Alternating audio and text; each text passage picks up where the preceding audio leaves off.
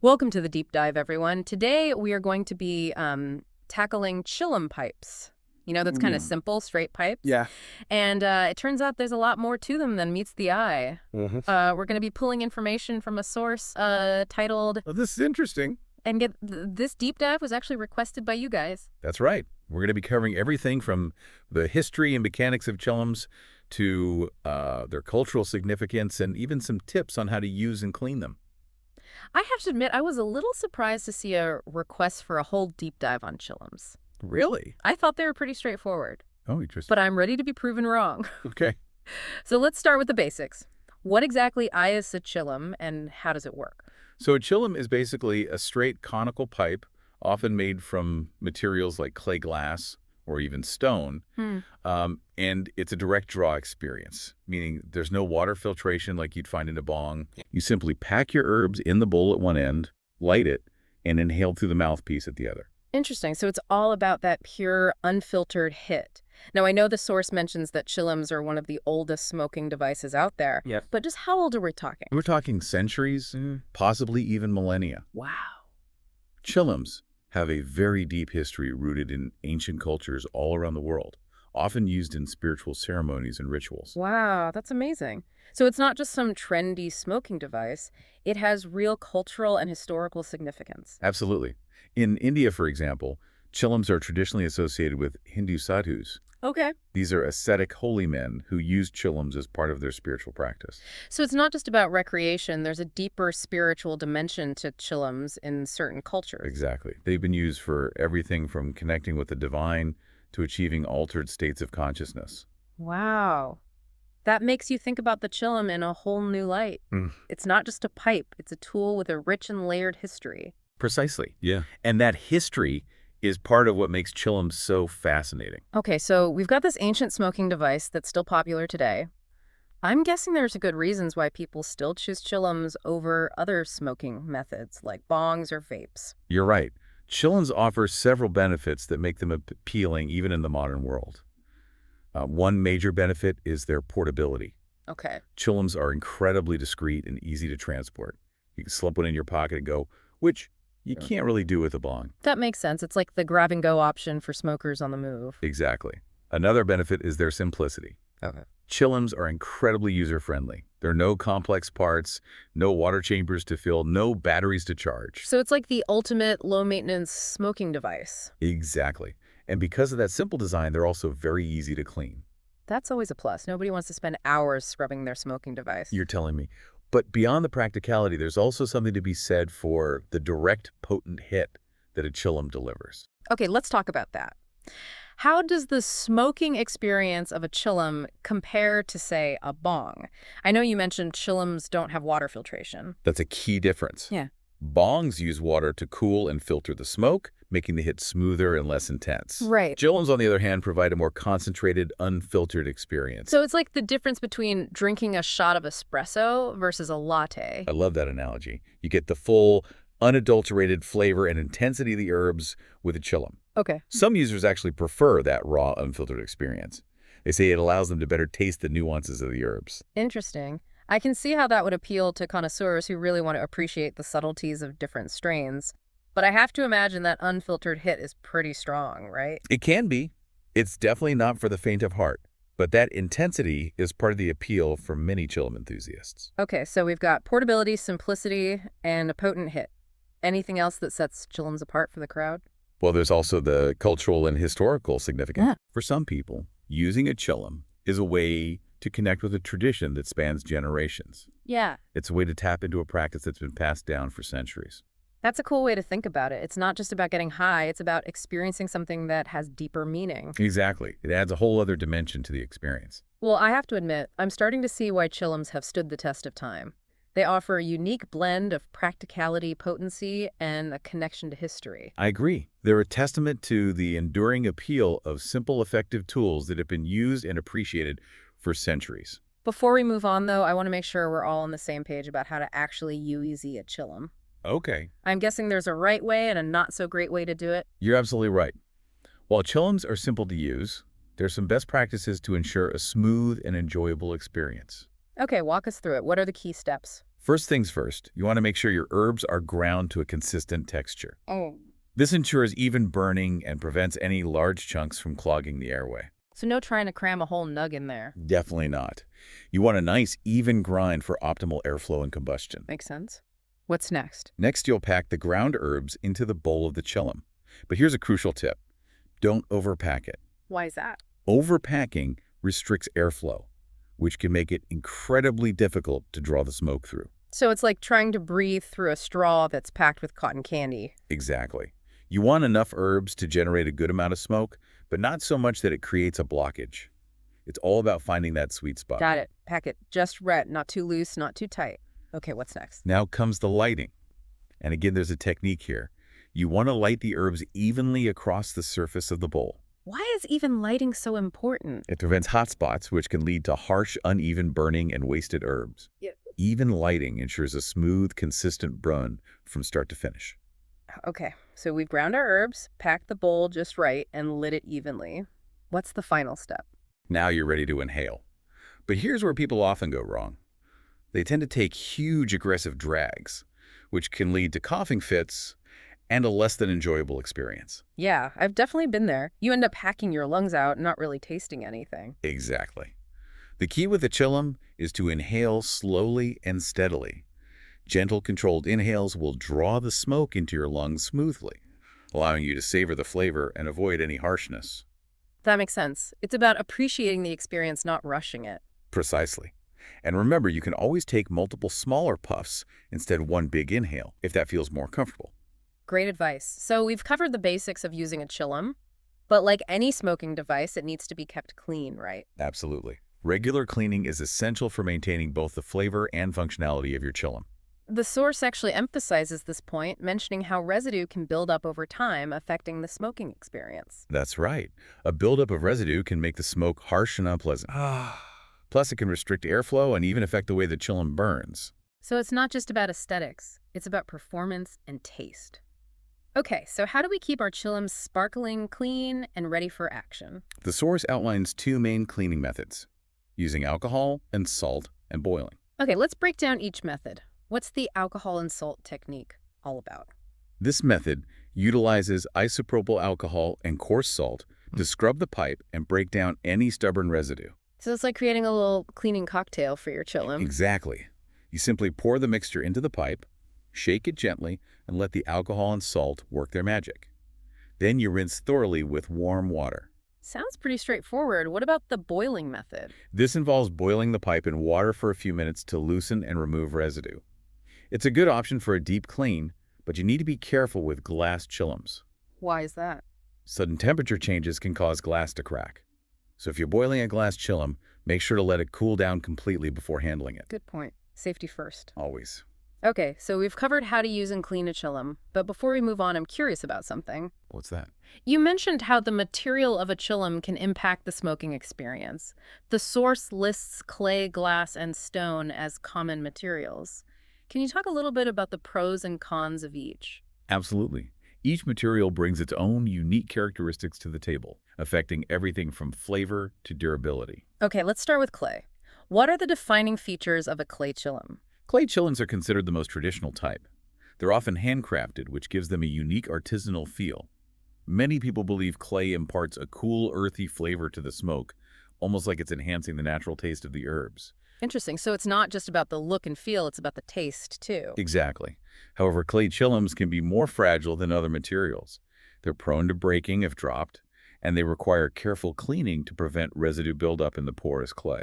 Okay, so durability is a consideration with clay. What about glass chillums? What are their strengths and weaknesses? Glass chillums are popular for their durability, heat resistance, and ease of cleaning. Because glass is non-porous, it doesn't absorb flavors or odors, so you get a pure, clean taste with each use. That makes sense. You wouldn't want your chillum tasting like last week's herbs. Exactly. However, while glass is more durable than clay, it can still break if mishandled. Also, some users find that glass chillums can heat up quickly, so you need to be mindful of how you hold and use them. Good point. Okay, last but not least, what about stone chillums? Stone chillums are known for their durability, heat resistance, and aesthetic appeal. They often feature intricate carvings and designs, which make them beautiful collectibles. Plus, some people believe that different types of stone, like soapstone, can actually enhance the flavor of the smoke. Wow, so they're like functional works of art. What are the drawbacks? Stone chillums can be heavier and more difficult to clean than other materials due to their porous nature. It's crucial to choose a stone chillum that's been properly treated and sealed to prevent residue from seeping into the stone. Okay, so it's important to do your research and choose a reputable source if you're going for a stone chillum. Exactly. You want to make sure you're getting a high-quality piece that's been crafted with care. Well, we've covered a lot of ground in this first part of our deep dive. We've explored the history, the mechanics, the benefits, the techniques, and even the material variations of chillums. It's clear that these seemingly simple devices have a lot more to offer than meets the eye. I agree. We've only just scratched the surface of the fascinating world of chillums. Welcome back to the deep dive. In part one, we talked about how chillums are one of the oldest smoking devices out there with roots in ancient cultures around the world. I have to admit that really piqued my curiosity. It is a fascinating aspect of chillum history. These aren't just simple pipes. They're objects with a deep connection to spiritual practices and cultural traditions. So let's travel back in time a bit. Can you paint us a picture of where chillums fit into this historical puzzle? Imagine, if you will, ancient civilizations in India, Africa, and South America. These are just a few of the places where evidence suggests chillums have been used for centuries, possibly even millennia. Wow. So we're talking about a truly ancient practice. What role did chillums play in these early cultures? They were often incorporated into religious ceremonies and rituals, used as a means to connect with the divine or to achieve altered states of consciousness. So it wasn't just about recreational use. There was a sacred element to chillums in these ancient traditions. Exactly. For example, in India, chillums have long been associated with Hindu sadhus, those ascetic holy men who dedicate their lives to spiritual pursuits. Right. They use chillums as a way to enhance meditation and facilitate a deeper connection with the divine. That's fascinating. It really adds a layer of depth and meaning to the chillum. It's not just a smoking device, it's a tool for spiritual exploration. Precisely. And that spiritual dimension is a key part of what makes chillums so unique and enduring.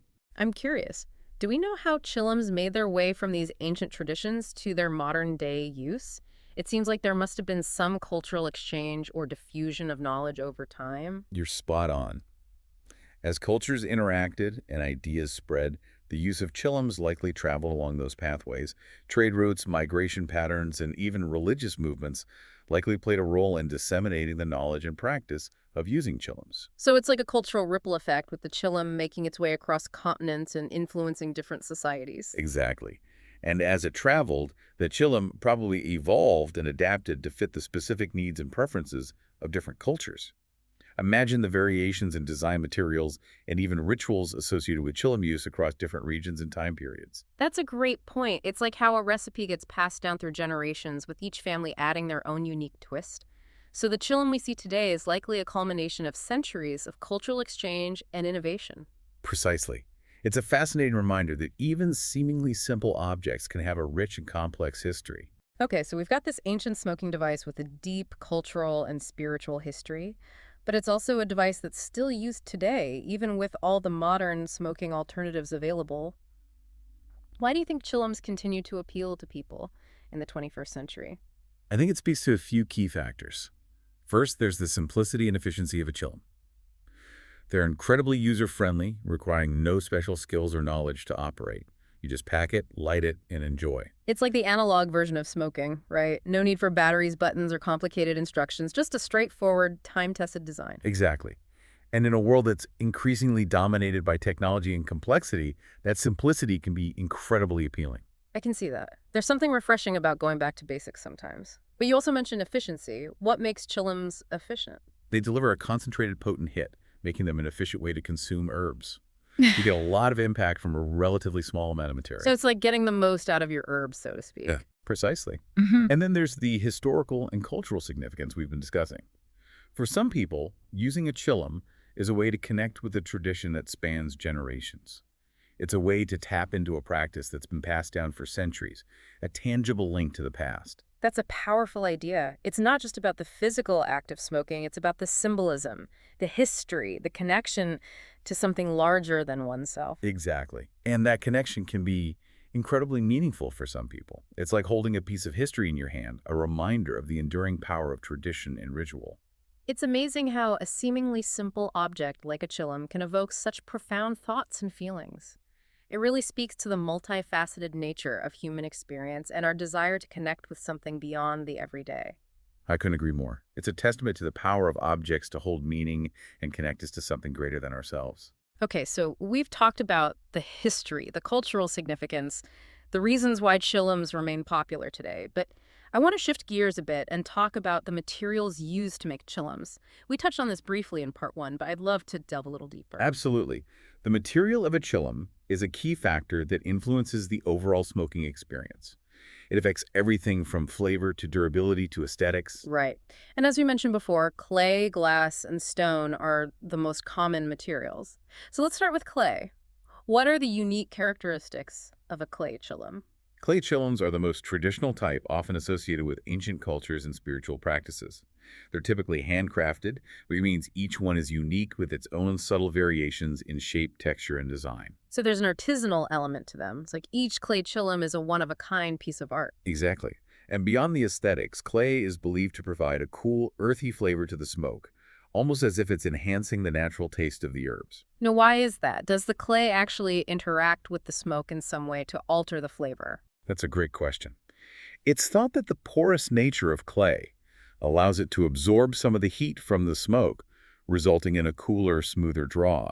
And as the clay heats up, it might release subtle, earthy notes that blend with the flavor of the herbs. That's fascinating. It's like the clay itself becomes part of the flavor profile. So it's not just a neutral vessel, it's an active participant in the smoking experience. Precisely.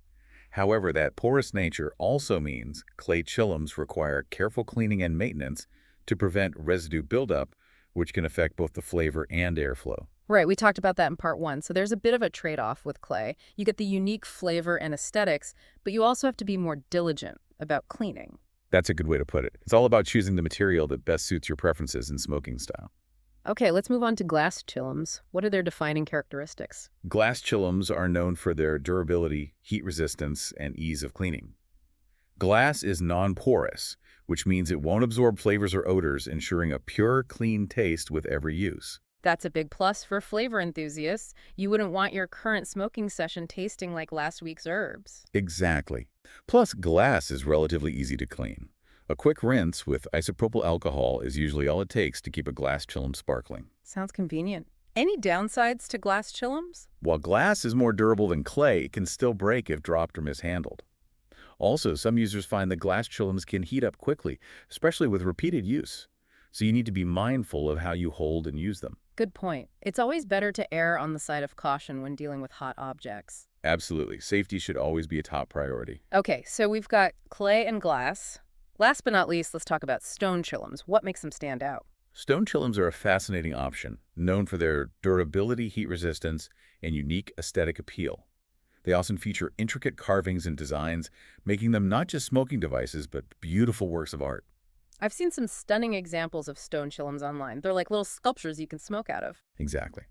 And beyond the aesthetics, some people believe that certain types of stone, like soapstone, can actually enhance the flavor of the smoke. Really? How does that work? It's thought that the mineral composition of certain stones can interact with the smoke, releasing subtle nuances of flavor that complement the herbs. That's incredible. It's like the stone itself becomes part of the flavor profile. Precisely.